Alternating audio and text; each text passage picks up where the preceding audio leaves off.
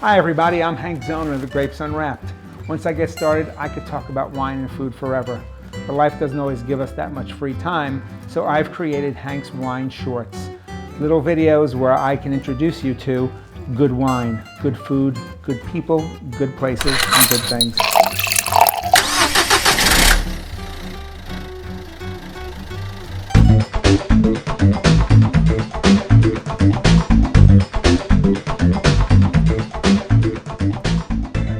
Everybody, this is Hank Zona of the Grapes Unwrapped. Welcome back to Hank's Wine Shorts. We're in the Ironbound section of Newark. We're deep in the heart of the Ironbound at Casa De Paco, here with the owner Angel Leston. Angel, thanks for having us in. Thank you, it's a pleasure. This is great. Just to tell a little story, I came here a few weeks back with the U.S. Paella champs, Manny and Frank, and we had an amazing meal that night. Mike, who we can't see, who's behind the camera, came with his wife one night, and he's like, "That place is great." And I said, "I know, let's go back and tape a segment with Angel." One of the things that I love about the wine business is that everywhere you turn, you find people who are incredibly passionate about what they do, and I got to tell you, you're incredibly passionate about your restaurant. So tell me a little bit about what you're shooting for here. Sure. Well, it was always my dream to have a little restaurant. Ever since I was a kid, especially growing up with my parents who were, big on food. My father was always a chef. My mom was into baking. She does desserts here, which are amazing. But I always had the idea that I wanted a little restaurant where I would show what my parents are really capable of. So after pushing the idea for a couple of years, my father finally came in and was like, "All right, let's do it." Okay. And this opportunity pretty much came knocking at our door, and we decided to go full throttle with it. So we locked ourselves in here for about 3 months. We built everything. And my father did the ceiling, we did the tables, the benches. Mm-hmm. We pretty much built this whole place up ourselves. And then we took it from there. We took my father's old recipes for when he used to cook on a merchant boat back in Spain. Wow. And he held a lot of those recipes, and still, right now, we're building a menu which changes every single week with recipes that he has and that keeps changing. I gotta say, having eaten here, that was one really lucky and well-fed merchant boat. If you follow me, so you're not just the owner of this restaurant, you are actually a resident of this restaurant too, aren't you? 100%. You live. I live right upstairs. Right upstairs. So which sometimes is a blessing, but a lot of times also a curse. You're always at work. You don't really get much rest. You gotta always right. run downstairs and do something. You're always working. This defines neighborhood restaurant. I mean, a lot of times people say, it's a great little neighborhood spot, but you literally are in the neighborhood here, Yes. right? You're not on the main drag. You're a number of blocks off the main drag. We're away from all the hustle and bustle of the Ferry Street and all the big restaurants that have been established, for years. We're a little bit off the off-beaten path. So this How long have you been open for now? year and 3 months. Year and 3 months, and you specifically wanted to be a neighborhood restaurant. Absolutely, yes. So you had your eye on the space because this is what you wanted to be, the go-to place. Absolutely. That people could kind of just come and walk to. Yeah, every time me and my father, who was the chef, Paco, we kind of sat down and envisioned what we wanted. We always so much a restaurant, but more like you're coming into our home. You're being welcomed into pretty much our dining room. You're gonna dine with us, and we're gonna treat you like you're part of our family. And one of the things I noticed when I came here for dinner one night is you really feel like a neighborhood place because you've got a real range of people here. You've got young professionals, you've got some family folks, you've got older people here, right? Yeah, and fortunately it blends very well. Everything gets along. It's a good vibe. It's a good atmosphere. Music's playing loud. Everybody's drinking, having a good time, and so far it's amazing. Cool. Your family heritage specifically is from Galicia, correct? Yes. Yeah. Tell us a little bit about where that is and kind of what that means from a food perspective. Right. We're from the northwest region of Spain, in Galicia. More leaning towards the north, right by the coast. Okay. We're a 2-minute walk away from the beach. So we were always raised by fresh seafood. The coldest of wines, nice Albarino, Ribeiros. So since a kid, even with my grandparents, we always used to eat octopus. We used to eat. My grandfather used to go fishing. He used to bring fresh fish that we cook right on the spot. So I was always raised on that, fresh seafood. Right, everyone wants tapas today, right? They want small plates. Tapas can mean a lot of different things in a lot of places, but in the real Spanish tradition, they're really kind of specific kinds of dishes, aren't they? Right. So tell us what we have here. Some of these are traditional tapas, some of them may not be, but what do we have here? Because this is all pretty representative of your region. Well, here we have, starting with over here, that's stuffed piquillo peppers. Piquillo peppers, which are, in essence, known as directly from Spain. These are stuffed with shrimp, with scallops, a blend of cheeses, and a nice little sauce on the side that's made with the piquillo peppers as well. Okay.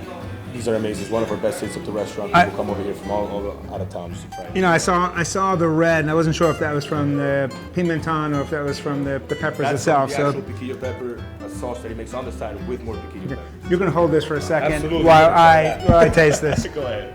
All right. Now, the thing about the piquillo pepper is you can pretty much stuff it with anything because it has, even though being a pepper, it has a really soft taste, so it doesn't overpower anything that's. Wow. I love what I do, by the way. When I get to do stuff like this. So we've done it with oxtail. We've done it with almonds, even almost as a dessert, because it can hold the sweetness well in it as well. Wow, interesting. And we always mess around with it. Each different week we have a different stuffing on it, and This is more traditional though because it is seafood, right? Exactly. So it's yes. cool. What else do we have here? Then over here we have the tabla española. So this is pretty much a platter with some traditional Spanish cheeses and meats. We have Spanish salchichon over here. Then we have manchego cheese, tortilla cheese, which over here we have it in its whole form. And then some jamón serrano. This one is actually jamón ibérico, which is different from the serrano. It's beautiful stuff, right? Yeah, based on the region and the way the pig is raised. And then over there we have chorizo picante, also Spanish. So let me just show this for a second. I mean, that's just gorgeous platter. That's good stuff. Very good. But what's even better is tasting this because the Iberico is special because the pigs are fed. They're raised on acorns. These are raised on acorns. Mm-hmm. Absolutely. So by that you can tell. I still love what I do. The tortilla it means little breast in Spanish. Mm-hmm. That's really a traditional cheese. It's a sheep's milk cheese, is it? Right. Cheese from the Northwest, correct? Yes. So I've used it in wine pairings before because let's face it, it's an interesting shape. It's a conversation piece, but it's a really good cheese, and a lot of times it pairs with this wine we have on the table. Yes. Albarino. It pairs essentially with wine. Well, the good thing about Albarino is it pairs with almost, I think, any meal. Yeah, it's a really easygoing wine. That's why I love it so much. I agree with you. We're going to talk more about that in a little bit. Sure. Last thing we have on the table is this gorgeous plate of these big boys. What are those? Now these are homemade. My father himself made these, smoked them himself, and made the stuffing and everything. Now these have been curing now for over, I would say about 3 weeks. They got about 2 more weeks to go. Wow. And let me tell you, you cut open into these things and it's pure. And since you live here, these truly are homemade. Oh, these are you live up here, the kitchen's right here in the back. Yes. So this is truly homemade. Yeah, and we smoke them right in the back. We're going to come back in a moment and we're going to have really what's probably a signature dish, not just of the restaurant, but of Galicia. Yes, sir. See you in a moment.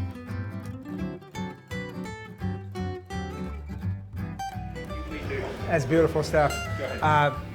So what we have here is really the great dish, your pulpo dish. You're going to tell us a little bit about it, but I want to introduce Angel's father, Paco, who really is the chef. You may live here, but he's the one that makes this place hum, doesn't he? He's the one that makes the magic happen. Yeah, so. and this is a magical dish, I got to tell you. So if you want to... This is the traditional pulpo a la feira or pulpo a la galega. What we wanted to emphasize is that everything that is displayed on this dish right here is Spanish, down to the grains of salt, down to the paprika that we use, down to the olive oil, even the plate itself, the wooden plate, my mother brought back from Spain. The octopus, a lot of times, of course, and with any great dish, you have to use great produce. Mm-hmm. Because if you don't use great produce, you can put anything you want on something that tastes good. Right. Our octopus is imported from Spain as well. From Galicia, actually, from near our region in Spain. Wow. By saying good, you're underestimating it because it's muy bueno. Okay. So enough conversation. This is sitting in front of me. I'm dying to try it. We're gonna try Do we plate this out? How do we do this? No, we do this the Spanish way. Grab a toothpick. Okay. Got a toothpick. Got it. Dip in. And don't even use a fork. I will That's not. blasphemy. You have to use a toothpick. Okay. Some people even say that a fork changed the taste of the octopus. You have to use a toothpick. And you see the texture. Right? Now, Wait a minute, folks. I'll be with you in a minute. Now, traditionally, if we're having this dish in Galicia, Yes. we're washing it down with Albarino. Albarino. Always. So, salud. Salud. So this Albarino is from Chandarosas. Yes. You have a few Albarino on your list, and they're all very good, but you really wanted to highlight this one because these guys are right in the middle of Galicia. Yep. They only make Albarino. That's all they do. So we'll call them Albarino specialists. Albarino specialists. As I said earlier, if I had to pick one wine to go with anything seafood, it would be Albarino, the broad spectrum of seafood, but especially and traditionally, this is what's paired with the pulpo. Yes. So, 100%. this is a really beautiful wine because it should appeal to people who like a crisp, acidic wine, but also who like a wine that's got a little bit more of a creaminess or mouthfeel to it. There's really a kind of a midpoint wine, but the acidity I think comes through in the end, which is really critical for food. So it has enough body to hold up to this to the creaminess. I mean, there's really a creaminess to the pulpo and to the potatoes. A little bit of spice from the paprika. So there's a little bit of smoke in there, but not heavy. So you cut through all that with the acidity, but it's also got that mouthfeel too that kind of goes with the creaminess. Oh, I almost goofed. I almost used my fork, showing the gringo that I am. So a little more pulpo for me. So this was amazing. I love the food. I love the sense of hospitality that you provide. And it's not just because we're shooting this. It's what I noticed when I came in for dinner. When you really work this room, this is your home. I mean, you live upstairs, but this restaurant is your home. I'm Hank Zona. We'll catch you another time. And Angel, gracias. Thank you. Thank you very much. My pleasure.